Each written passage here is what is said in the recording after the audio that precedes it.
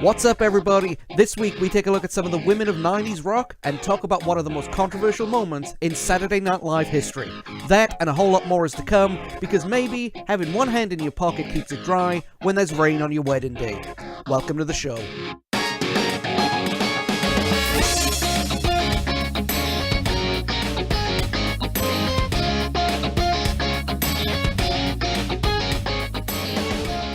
So what do you think of the new intro, guys? I think it was great. Anyway, thank you very much for listening. It's really, really good to have you all on board. And, we have done some extra episodes, but it is really, really good to be back and doing our regular scheduled program. We have a lot of big plans coming up for this season, and I just want to run through a couple of them first before we go ahead and dive into Women of Rock. I am going to be joined by Sarah Connolly. Sarah, as you know, is my wife, and somebody who is an expert on female rock stars. It's very, very simple. You just ask her who is Courtney Love, and she'll spend the next 45 minutes telling you every single thing, including what she had for breakfast the day she did a certain gig. That's how big of a fan that she is. But I want to increase our listenership this season, so, if you guys like the podcast, please share with your friends, family, enemies, whatever. Let's get our viewership up, let's get our listenership up, and that way we can grow our audience and do things that, do more things, basically.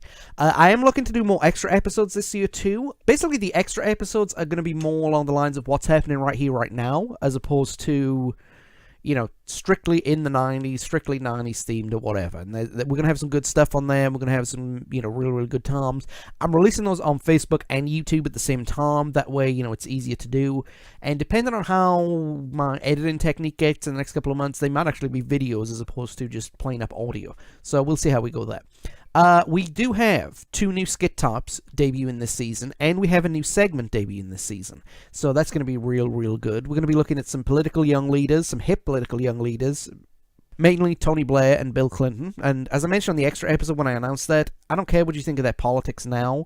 I don't care if you think they're evil, if they're great, if they're good, if they're bad, whatever. I'm just going to be looking at what they did, how they rose to power, what they did in power, and the controversies therein. We're going to be straight up documenting what they did as opposed to giving opinions on who they are and what they are, okay? Also, we do have another break, but this time it won't be until the summer. We're going to do 22 episodes, so, strap yourself in. We've got some real, really good shows lined up, including things like The Simpsons. We go look at some video games. We look at Women of Rock. It's going to be a good, good time, and I'm looking forward to bringing you guys on our journey. But we will not be breaking again until midsummer, which is great because, I want to keep this going as good as possible. A little bit of bad news. Molly, who was with us last season, is not going to be with us as a participant. She looked at the schedule for this season and said, you know what?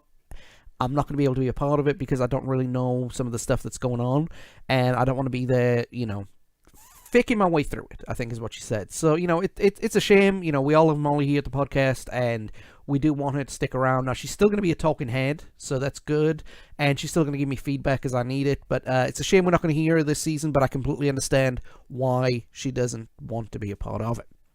So what has happened between the last time I spoke with you guys and today? Well, we've had a lot of scandals. Now, just for disclaimer, I am recording this like a week before it's due out.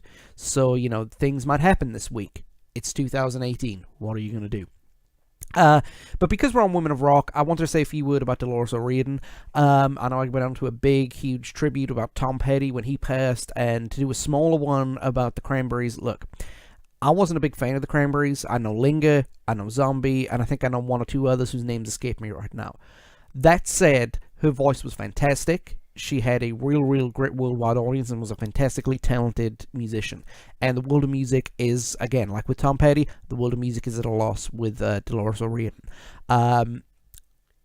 Yeah, I love the song Zombie. It's one of my favorite songs, but I don't know too much about the band themselves. I wouldn't say I was a fan. I'd listen to them if they were on the radio, but I wouldn't go out and buy their albums, which is a shame in a way because they are some talented people, and maybe I should have reached out more, and I'm probably going to over the next couple of months. But music has lost a very, very, very great singer, and the end of a real, real good band.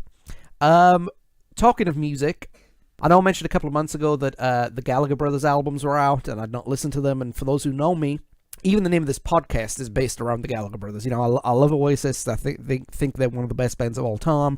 I've listened to both of their albums. Not horrible.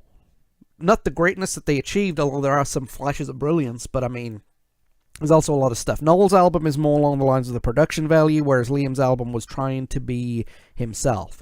And I think the next set of albums will be better than this if they keep going in the same way. That way they've got time to perfect it. But, yeah, I know.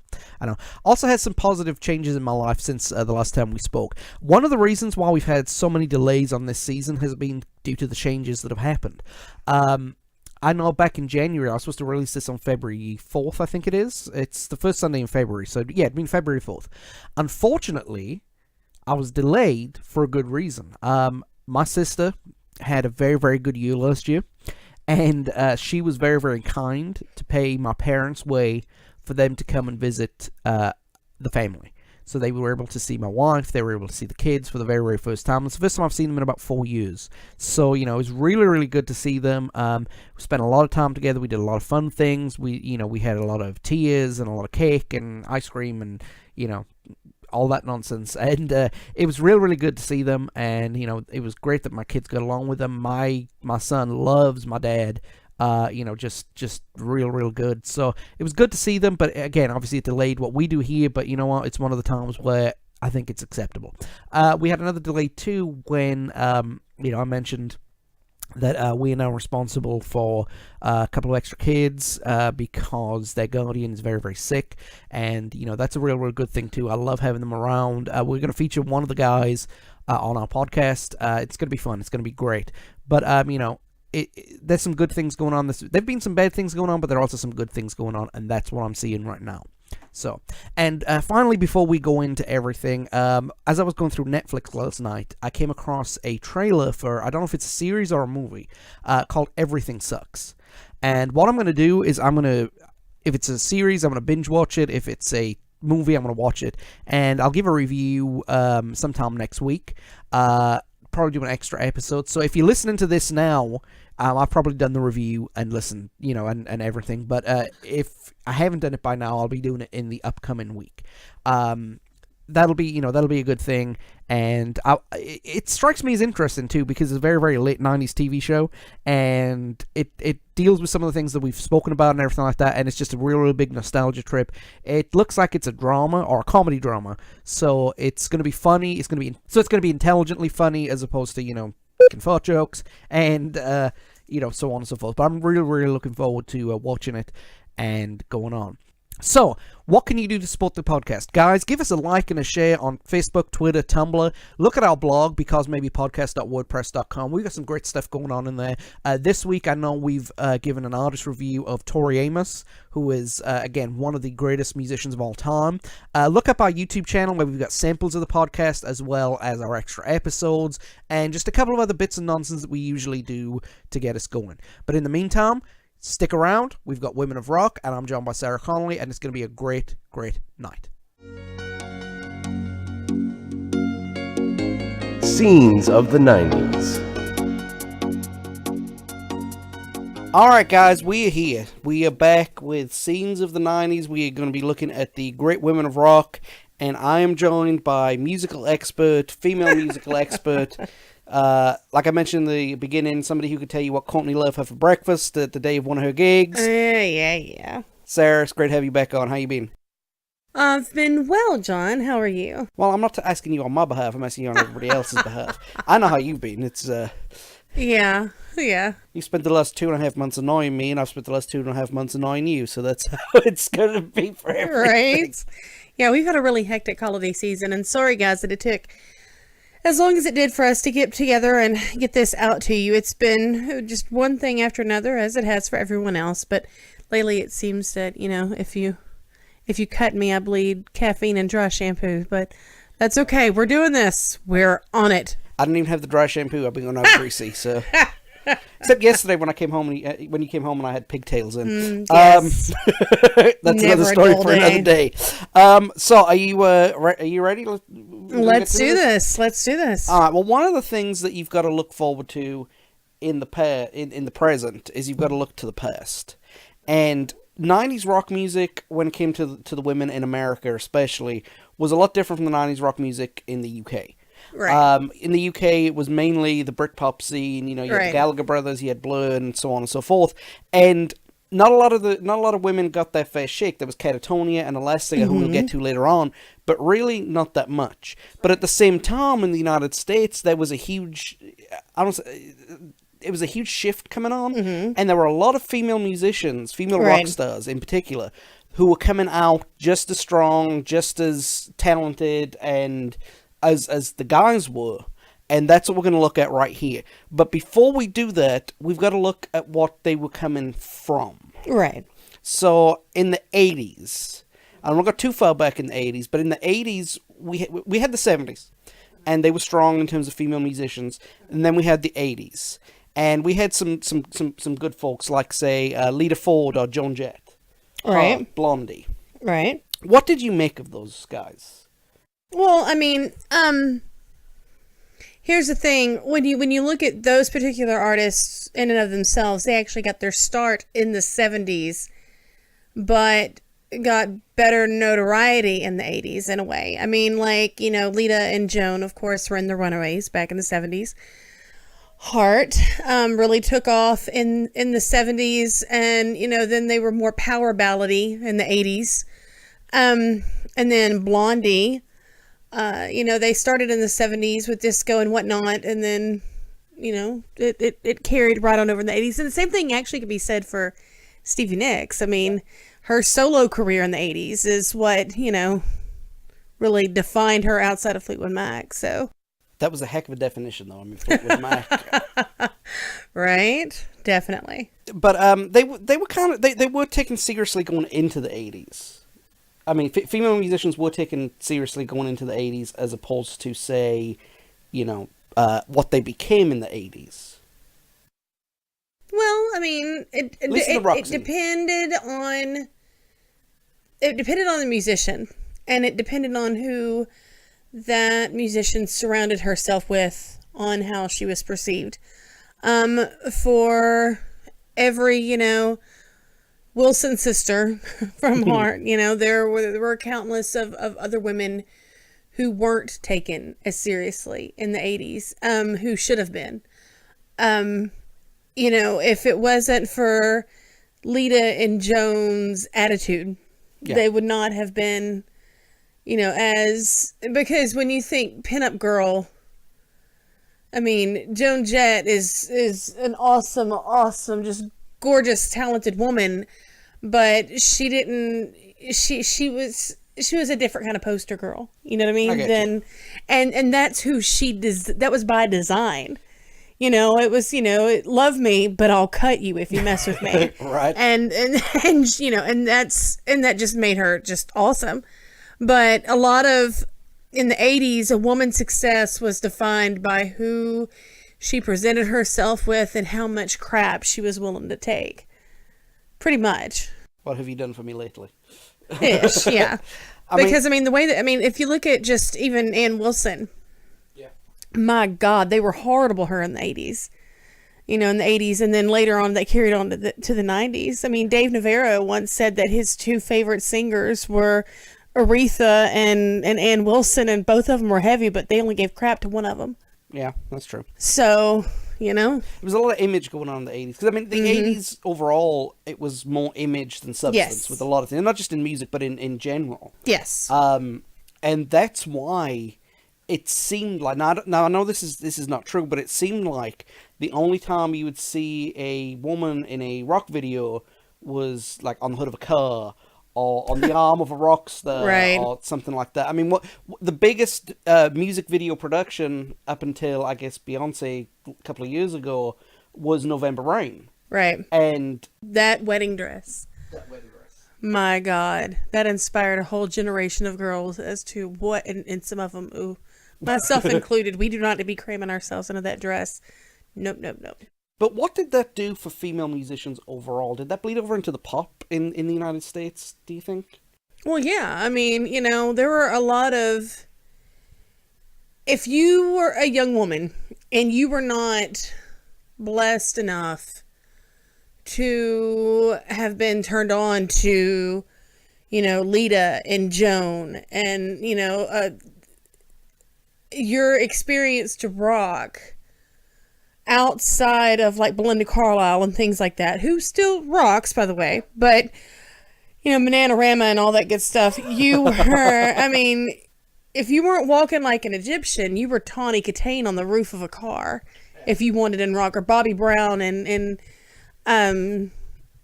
the Cherry Pie videos. Yeah. So, I mean, that was, if you weren't taking the world by storm and being in an all-female lead whatever, you were eye candy. Yeah.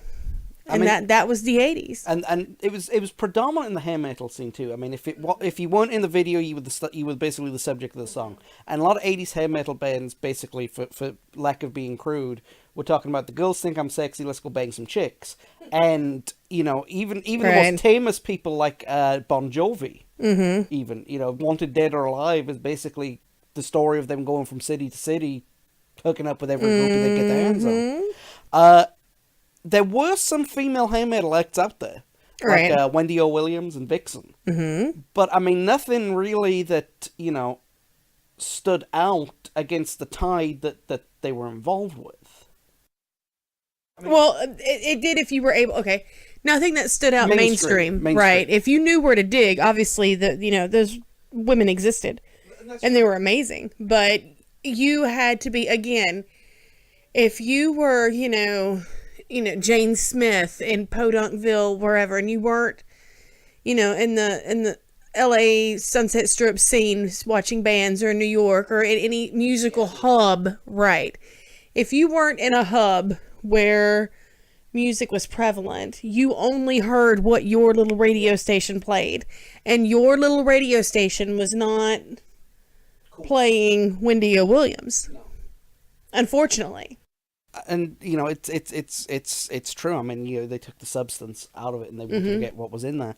But the good thing to come out of hair metal was when it declined. I'm sorry, guys, if you know me, I don't like hair metal that much. Which is weird, because the older you get, the more hair you have. Yes, I know. Yes, I mean, really, like eyeliner, guys. I need to get him in some eyeliner. We shall see how this works. Is that what I'm doing for Halloween dressing? Oh, yeah. Okay. But I mean, the reason I don't like hair metal is because one of the reasons that I personally enjoyed Britpop was because of the subject matter. Mm-hmm. One of the reasons I disliked hair metal was because of the subject matter. Mm-hmm. But the good thing about the hair metal scene is when it died, grunge started popping up. Yes. Now, you told me when I started doing this research that the grunge was more of an equal opportunity music scene. By design. By design. Yes. Now, let me back up. There were still 10 points. Let me back up. There were still the music business was still the music business in the 90s. Right. And there were still sharks everywhere. Oh, of course. But the great thing about grunge is that it was more organically grown, at least the first wave, right? And these bands were coming from these smaller labels that they had been nurtured based on talent. And not that there wasn't all this other backstage, boardroom BS, out there. However,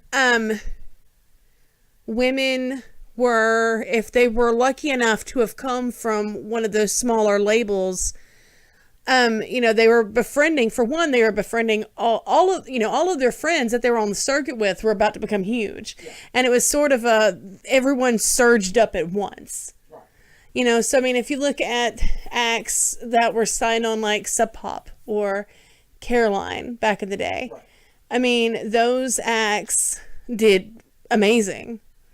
But they also flourished as artists because they were, they were taught their worth. They were not taught. They were shown their worth beyond what they already knew it to be.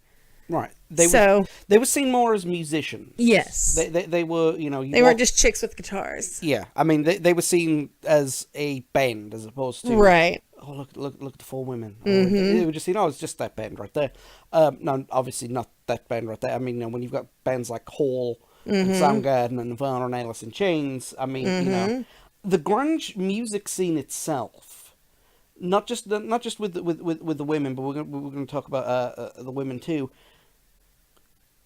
There were very few songs about, like the hair metal thing. The majority of the Right. songs were going out, sleeping around and having fun. The grunge scene was very much different in that regard in terms of Yeah, its there lyrical wasn't content. really any unskinny bop, in the grunge field. So, It was very, very grimy. oh, it was grimy. Grimy is Well, put by definition, right? I know. I'm just testing you. Yes. See your- Mm-hmm. Oh yeah. But no.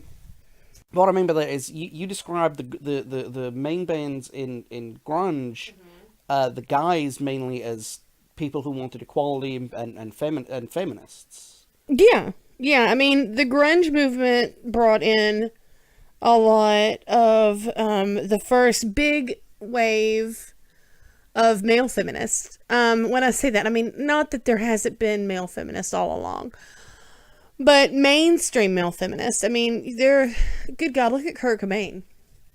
I mean, he was one of the biggest feminists that you would ever meet. At this time in rock music, the females that were coming through as part of the artists, were they starting to get more respect than the female pop artists of the day and the manufactured tat that came out from all sides? Well, yeah, because they just didn't care. You know what I mean? Like, they weren't in there to be eye-candy. Don't get me wrong. They knew their worth and they knew who they were as sexual beings and whatnot. But they weren't there, to be a poster on the wall. And when you look at the grunge scene, one of the biggest, mainstream feminism for men really kicked off around the grunge movement. And that could really be tied, to people like Kurt Cobain. And in fact, if you look at Kurt Cobain, the female offshoot of the grunge scene, not that women weren't included in grunge, but, there was a little offshoot called the Riot Girl movement. And when you look at the biggest players in the Riot Girl movement, Bikini Kill, Babes in Toyland, Mary Lou Lord, Hole, they all have, in one facet or another, a connection to Kurt. I mean, Kurt, and some of them just threw Courtney to Kurt. It's really interesting when you look at that whole movement, the Riot Girl movement that attached, like I said, that was the offshoot of grunge itself. And even then, I mean, if you look at Kurt, you look at Dave Grohl, you look at female acts that he supported back in the 90s. I mean, it snowballs. It snowballs. It snowballs. What was some of the, I mean, in terms of the music, what was like a typical Riot Girl style act look like? Did they have like a uniform theme? And I'm not talking about like appearance, I'm talking about like in the music style of things. Or were they just a whole bunch of people who had similar ideas and kind of expressed them on stage? Well, I mean, Riot Girl was a mixture of punk and feminism, and we're going to play it just as loud as the guys do, and not giving a damn. You know what I mean? It was, this is who we are, and we're unapologetic, and we're loud, and take it, leave it, we could give two, poops less. So... My train of thought just derailed. At the look I was getting, I think she's getting ready to start screaming into the microphone. During that time, I mean, during the early 90s, this week we're just kind of laying the foundation. Right. Next week we'll go into like who some of the major players were, with the exception of this week. We're going to talk about one of the major players. But also in the 90s, aside from the Riot Girl movement, aside from the female rock in general, there was a punk revival of all, I don't want to say the older folks, but I mean the folks who'd been around since the 70s and early 80s. They reached back and kind of clawed their way back to the top, Right. so to speak. You had like Patti Smith, Chrissy Hine, and Debbie Harry. Yeah. I mean, Debbie Harry was still showing that she could do... Debbie Harry's a goddess. Yes, she is. She's on John's list, and that's Right. okay. I wholeheartly endorse and rubber stamp that. So... You should see her list. Now, Yes. Debbie Harry, I love Debbie Harry's voice. I think it's absolutely I know it's effects. I'm not stupid. I mean, I do sound engineering for a living.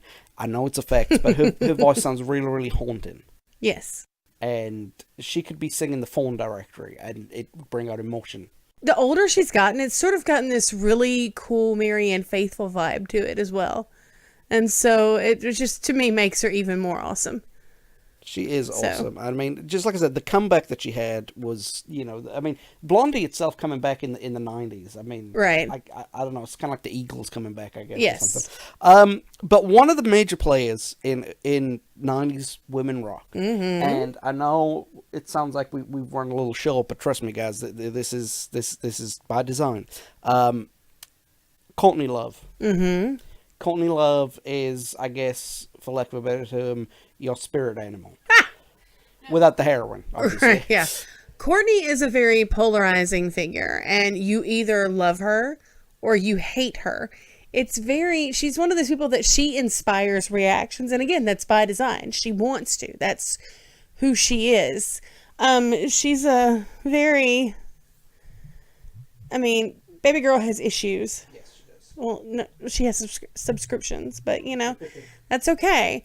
I mean, if you had the sort of upbringing that she had, her mom was a Baal Shalom heiress, and her dad was a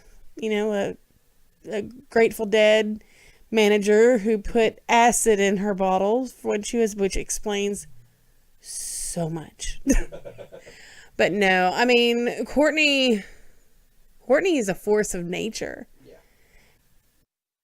Very, very public hard life. Yeah. Hard life in public, I should say, excuse me. Yeah. But, a lot of that, Courtney puts herself in situations. That's true. If you looked at, in the 80s, towards the end of the 80s, Andy Warhol used to have a show where you got your own 15 minutes, and he would get all these weird, crazy characters and give them their 15 minutes of fame, which is where the whole thing was coined from. And Courtney, my God, that was, if, Google that, look that up on YouTube. That was pre-nose job Courtney, pre-Kurt Courtney, pre-guitar Courtney. Pre-playing for Faith No More and Babes in Toyland Courtney. No, well, I'd have to look at the date. I want to say you're right on that. I could be wrong. It was pre-Straight to Hell, which is an awesome spaghetti western if you're into those things. Yeah, but if you look at somebody who had run the gamut in the 90s over just from, if it was a book, just character development, my God, you start in the 90s, you've got Hole, right? And then you've got Kurt and Courtney. And then there's this arc of complete psychosis, right? And then you've got People versus Larry Flint Courtney and Man in the Moon Courtney. Yes. And when you look at where she started and where she ended up, dear God. Like I said, it's a hell of a character arc. Oh, it is. It is. I think somebody needs to make Courtney Love the movie. Oh. Or at least the mini-series or something like that. And because she does have, okay, look, from the outside looking in, she does have a very interesting life. Mm-hmm. It must have been torturous for her. She lost her husband through suicide, excuse me. Don't get Greg on here talking about that. Yeah, something tells me we should not do a Greg and Sarah. Could be Courtney. Oh, that might happen one day. But just, she, as you said, so she had a very, very expensive arc going through the 90s. Mm-hmm. So let's look at some of that right now. Hole in the 90s. Mm-hmm. They started off loud. Mm-hmm. They were a grunge act. Let's right. And then towards the end of the 90s, they became a little more, I don't want to say commercial, but was it because they acted like they were growing up or maturing or? So basically, you're asking about the difference between Pretty on the Inside of the Ask For It EP versus Celebrity Skin. Yeah, pretty much. Okay. The arc of the music, how right. The music changed, and your thoughts as to why it changed. Okay. Well, the beginning of the 90s, Courtney expressed everything by screaming. Yeah. in real life, in her music. You know, it was who she was at the time. No, she still screams. She's still one of the best screamers out there. But during the beginning of the 90s, that was how, you know, she spoke. That was how she communicated. The louder, the better. After Kurt died and she had her meltdown, which, you know, any spouse is entitled to. There's no right way or wrong way to grieve. Exactly. At all. And I completely agree with that. And regardless of how that all went down and how one feels about that or whatever, at the end of the day, you know, he was still gone. So he was still her husband. Yes, he was still, for what it was worth, she loved him. And she, you know, and that, and you know, you've got Frances, and how that child, I mean, how she's as sane as she is. I mean, just woo. Yes, there's outside forces touching that one. But that's another story. Anyway, so that's another story that we can't tell. That's correct. Up to her to tell. So anyway, you've got Courtney, and she's gone through all of this guttural. You know, first off, she, you know, communicates by wailing anyway, and then all of this guttural change, and then wanting to make a better version of herself, and cleaning up her act and getting off the drugs, which she had to do to be, you know, to do the movies that she did in the late 90s. I mean, in order to be insured to be in those movies, she had to be clean. And going through what she did, you know, and there was the period in the 90s when her mother-in-law ended up with Frances. You know, there's interviews with Melissa Oftemore where she spoke about how, you know, when they were doing all that and doing Celebrity Skin and changing their image, that, you know, for a while Donatella Versace was their fairy godmother. So, you know, first off, she ended up with a way better stylist. You know, she went from shopping at Goodwill and putting together stuff to Donatella sending over a jet. So, and then all of that is reflected. And then also, if you look at, you know, influences, back then she was living in California because she decided, you know, after Washington had taken the baby away, whenever Kurt and Courtney were together, they had bought the house in California. You know, they still had the house in Seattle, which is where Kurt died, regardless of how it happened. But they bought the house in California because of California's laws, child protective and this, that, and the other, right? California was more lenient on things. Okay. So, you know, that became her primary base. Well, there's a different music sound to that. You know, she went from grunge and being surrounded by all those people, you know, her friends and Kurt's friends and, you know, whatnot. And a lot of it is going to be Kurt's friends because, once again, Courtney's a very polarizing person. You know, you don't get invited over to, you know, for tea and crumpets with Courtney. You just don't. So, but then she moved to California, and after she went through all of that, after which, you know, she went through all that, it's a different scene, it's a different sound. And I remember putting on Celebrity Skin and listening to it, and I was a huge Courtney Love fan back in the day. And, you know, back on Usenet, you know, alt fan Courtney Love. But, you should see her Angel Fire page. Shush you. But I remember putting on my headphones and blasting that. And the first words out of my mouth was, what kind of Belinda Carlisle BS is this? I mean, when you listen to Awful oh my God. But then again, if you go back and you look at the 80s, in the beginning of the 80s, the Go-Go's were considered punk. Yeah. So it's a way, it's just a more polished version. And that album, though, has some very raw moments. I mean, it's still whole. Now, is that the album with the Northern Star on it? Yes. Okay, yeah. That's the post-Kurt album. This is the I'm Getting All of My Demons Off My Chest album. Northern Star is the most depressingly awesome song I've ever heard in my life. I mean, yeah. So I mean, the move to California did kind of help her. Well, it polished her. That and the movies, And, you know, there's a different sound, and she can afford better producers, and, you know, she's in better shape, for one. Better shape mentally. Yeah, and physically. You know, so... Let's talk about the movies very, very briefly. Okay. Now, we're going to be actually talking about both of those movies later on in the season. Yes. And you're going to be joining me for these two, too. Her performance in The People vs. Larry Flint... Oh, my God, yes. ...was fantastic. Yes.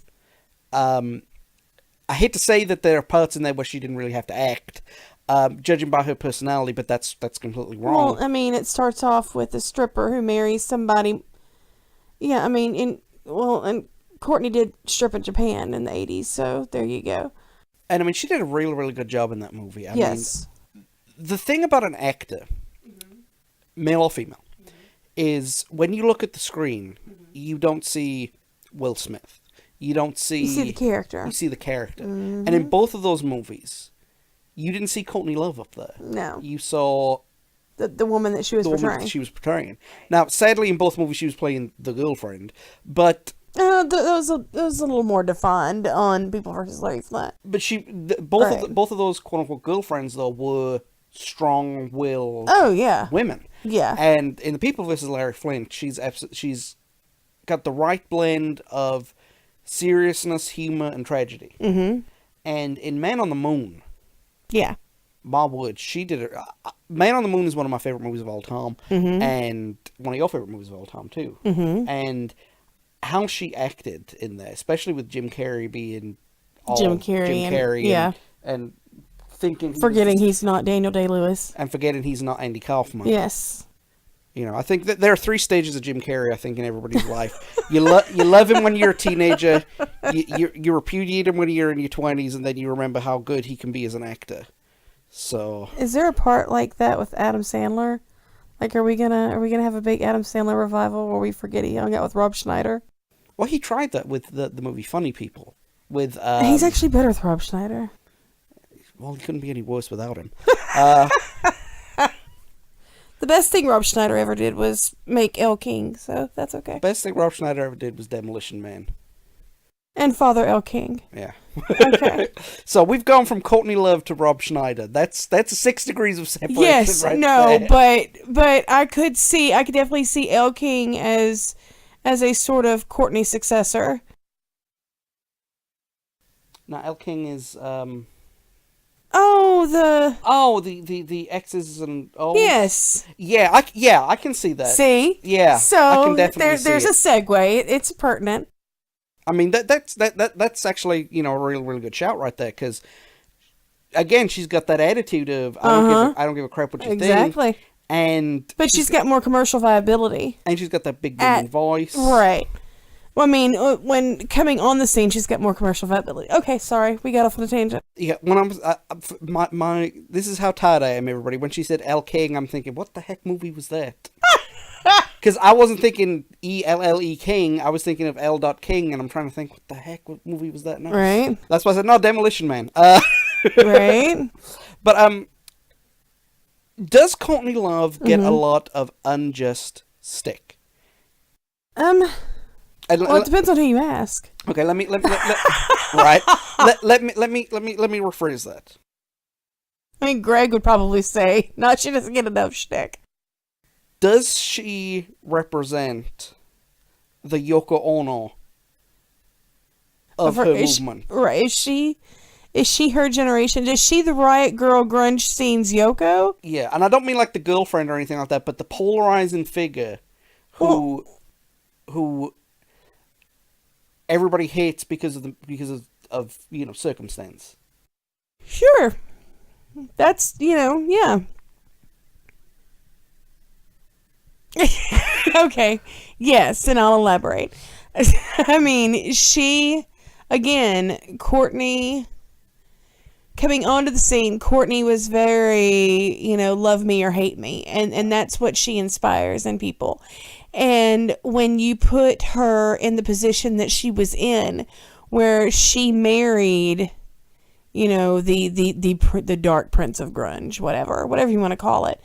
I mean, she married the poster boy of his generation, and then he died. And regardless of what one's thoughts are on the matter, she was going to be the villain because she was too Courtney to be the sob story. You know what I mean? She was going to make you so pissed off at her, you weren't going to feel sorry for her. True.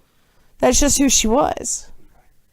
Because that's one of the things that always bothered me. I always thought that Courtney Love Courtney Love is, let's get this out of the way. Courtney Love is a fantastic musician, great singer, great songwriter. When she's clean and sober, she's a great actress. And, when she's clean and sober, she's awesome. When she's not clean and sober, she's awesome. But you get what I'm trying to say. Right.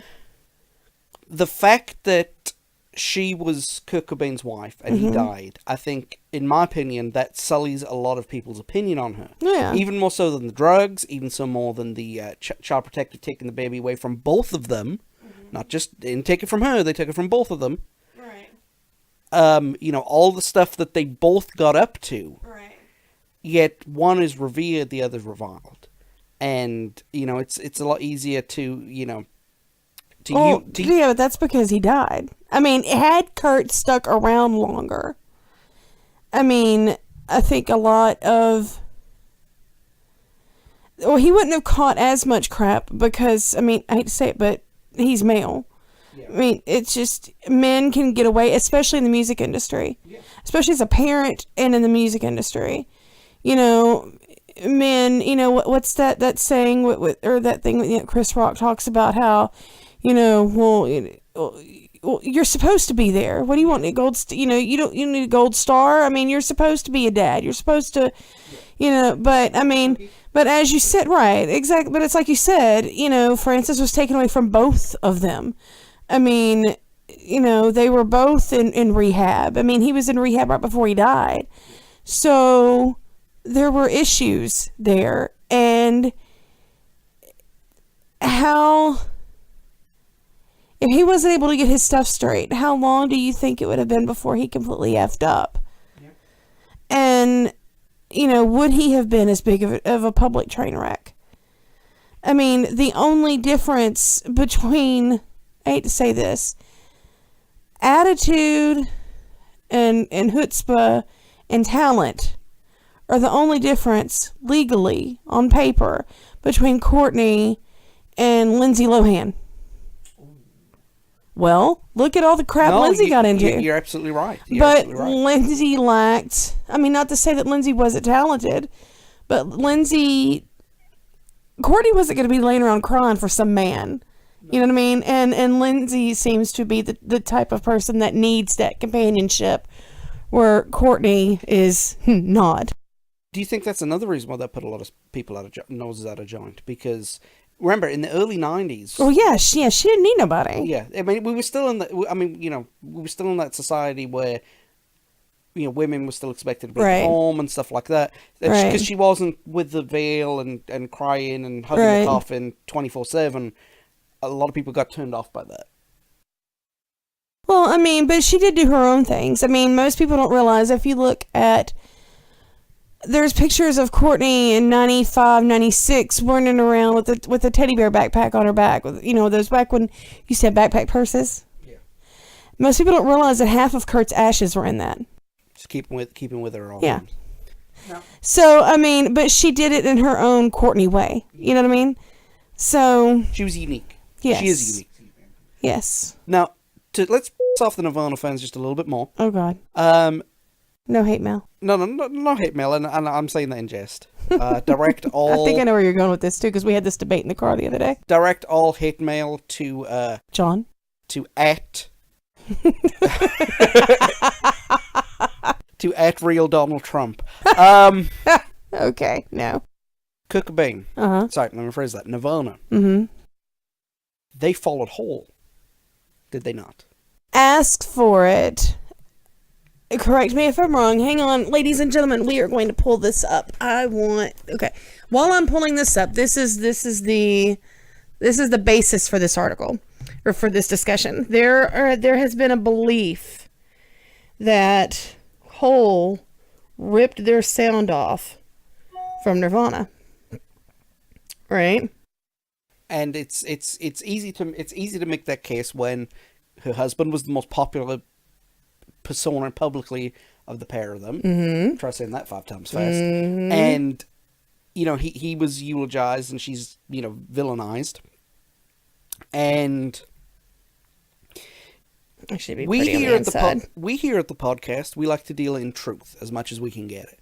We don't like to deal in half measures, and we don't like to deal in conjecture and all that other stuff. So, if you were a Nirvana fan, what we say here is very, very easily verifiable by using the world's greatest search engine. Right. Yahoo. Well, that was the only thing that they had in the 90s. Right.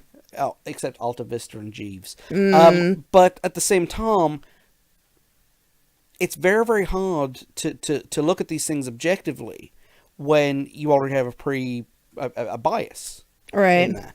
And, you know, I've said this before, for people who've listened, I am a fan of John Lennon, the musician, and John Lennon, the person, I absolutely can't stand. He is everything that I hate. Right. You know, heroin addict, woman beater, and, you know, but yet Yoko Ono's the bad guy, you know? Whereas, when it comes to Kurt and Courtney, as we mentioned, you know, they both had their faults, but only Courtney is blamed for them. Which I always found that was wrong. Okay, how much more stalling have I got to do? Okay. Well, no, here's the thing. I mean, As For It was from Extra Songs, you know, well, not with Extra Songs, but okay. Pretty on the Inside came out first. They were both recorded right around the same time. They were both recorded between 91 and 92. But a lot of the songs were written at the end of 89, which is the same time that Bleach was written and came out. So, and side note, you know, Kim Gordon from Sonic Youth was one of the producers of Pretty on the Inside.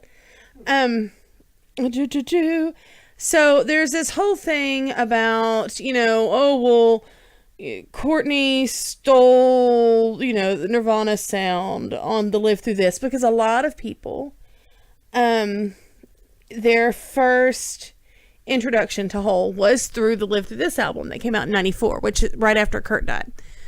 And Live Through This does have does have a lot of that sound. But the thing about it is, though, Hole, now granted, Live Through This was their first major label release, right? They were, I mean, Hole's sound hasn't, other than, at that point in time, Hole's sound had not changed that much. Right. They were right. They were just a little more polished. When you look at Nirvana, right? Bleach sounds completely different from In Utero. Or Nevermind. Yes. Bleach sounds different from Nevermind. I mean, you could take Pretty on the Inside, the title track, or Teenage Horror off the, you know, and pretty it up and give it a better, you know, production value, right, with a major label, and put it on Ask For It. Or Live Through This, excuse me. Yeah. And that's the thing, you know, it's not a question of who copied who, or even a question of who came first. Right. I mean, they met 90, but here's the thing. They knew who each other were. They knew who each other were. The thing about it is that musically, I think any musical couple, they're going to feed off of each other to a degree. You know what I mean? Yeah. I mean, they're going to write songs together. They're going to do stuff together. They're listening to each other's thing. You know, that's the whole point. While the Metallica says they won't listen to metal bands because they don't want it to influence their sound. Well, Kurt and Courtney, they're the same genre. They met through their music. Right. So obviously they're going to influence people. Each other. I'm laughing right now. People not seeing. I'm probably irritating Sarah when she said that, you know, musical couples tend to start writing together and everything like that. Now I realize why the Old Saints albums were starting to get more rocky and dense stuff when the Appleton sisters were married to the two Liams. Yes. So sorry. No. Way tangent. But I mean, the thing about it is that's just how it is. You know what I mean? You write with who you're surrounded with, and it doesn't surprise me. But again, you know, Pretty on the Inside and the Ask For It EP sound the same. Yeah. Whereas Nirvana completely changed between Bleach and Nevermind. I mean, it's still loud. Yeah. It's still Nirvana. It's still Kurt. Lyrically, they maybe not as much, but sound wise, it's totally different. It's a different band. Well, now that we're on the topic of Nirvana, Nevermind, this is a very, very good segue. Yes. We are at over 40 minutes, and we've got a lot more to talk about. Now, I knew this week we'd spend a lot of time talking about Courtney Love, and I think that was... Make no mistake about it, she was one of the biggest female rock acts out there.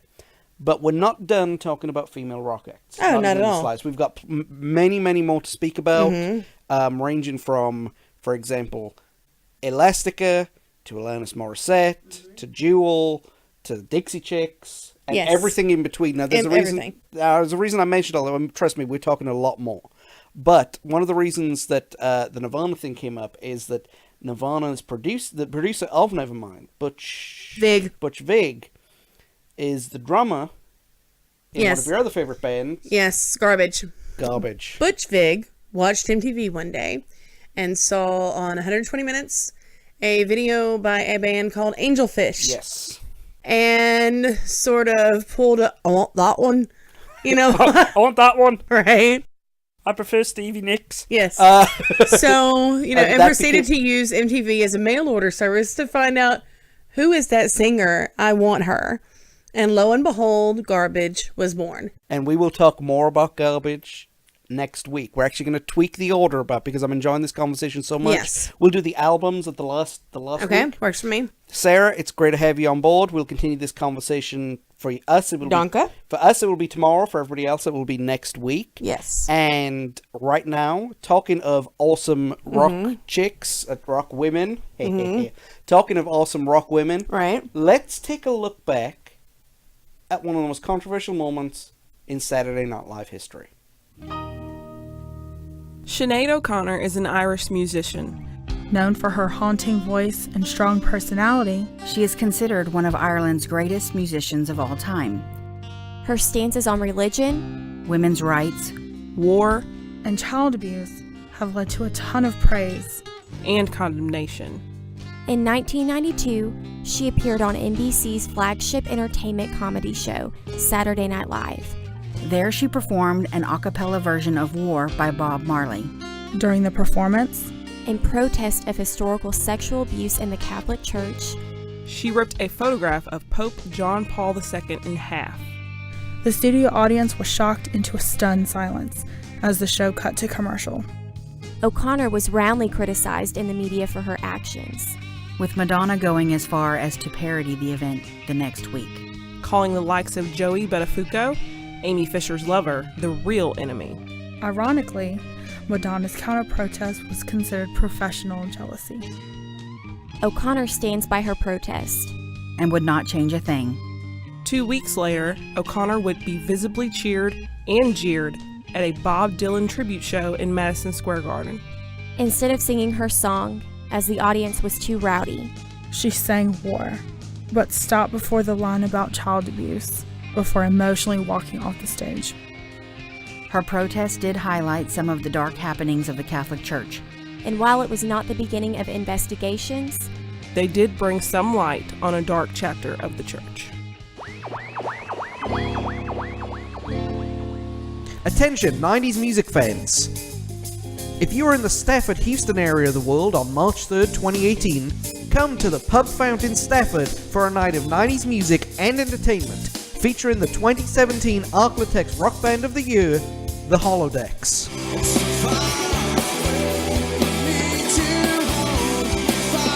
Showtime is at 9 p.m. and a valid ID is required to drink. However, there is no limit on age. Entry for this great night of 90s entertainment is free. That's right, there's no charge at the door.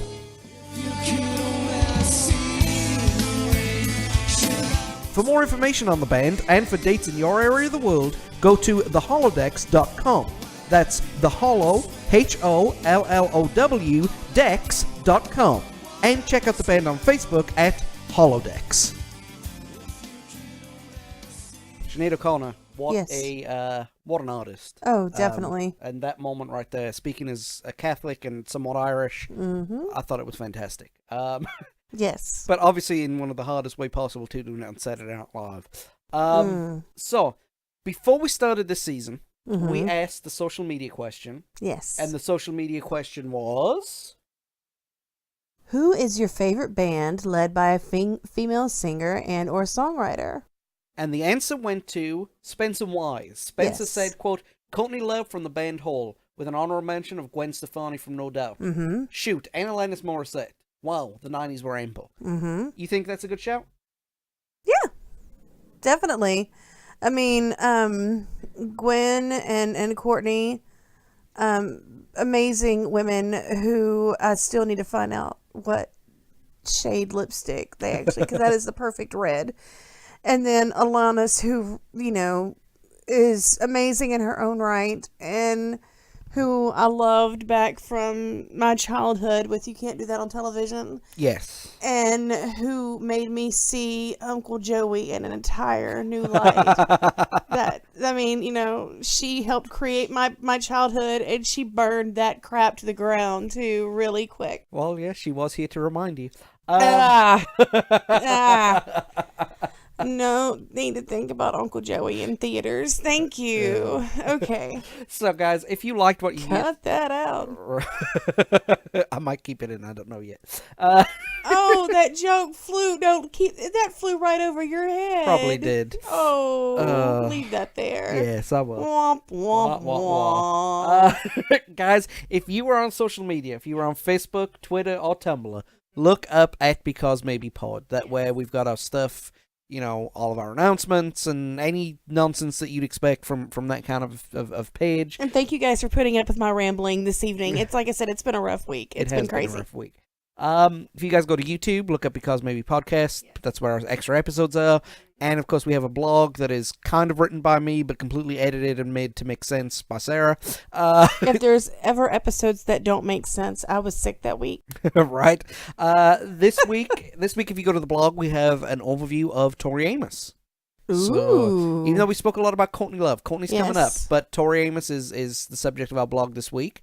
Yes, Queen. So, for next week's episode, we're gonna, like I said at the beginning of the show, we're gonna be doing some things differently. And usually I would ask a social media question based off of what you've just listened to. We're doing it slightly different. I want to answer the social media question on that episode because I realized talking about Super Mario Brothers on the Wayne's World episode just didn't make sense. So, let me ask you a question, everybody who's listening to this. Who is the best female musician in rock?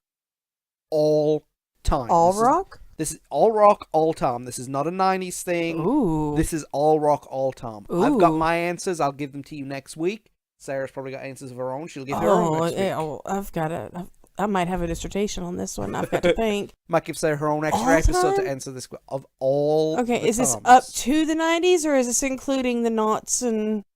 This is from the moment the Earth was created until the moment the Earth is destroyed. Earth move. Okay. This is to the point where Billy Piper and not David Tennant, Christopher Eccleston are staring over the balcony watching the sun explode. Okay. So So the first date, we had chips. That's right. Oh, chips sound good right about now. Chips. Next week, we continue our discussion about the Women of Rock series.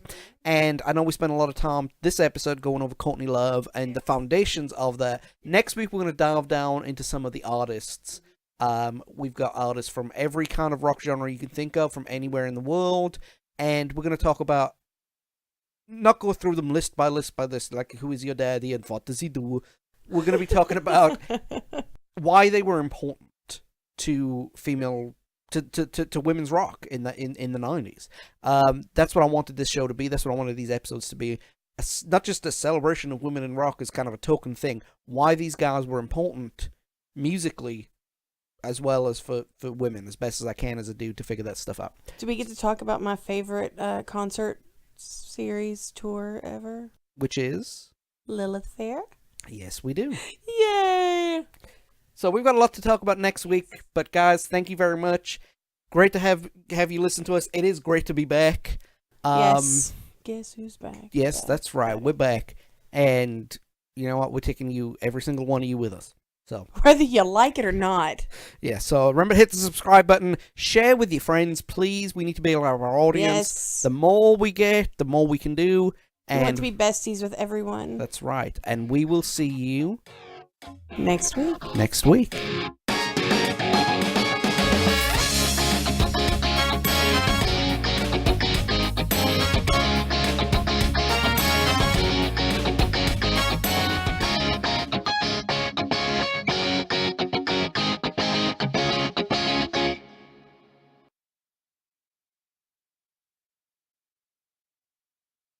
Maybe I'll have time to wash my hair before then, you think?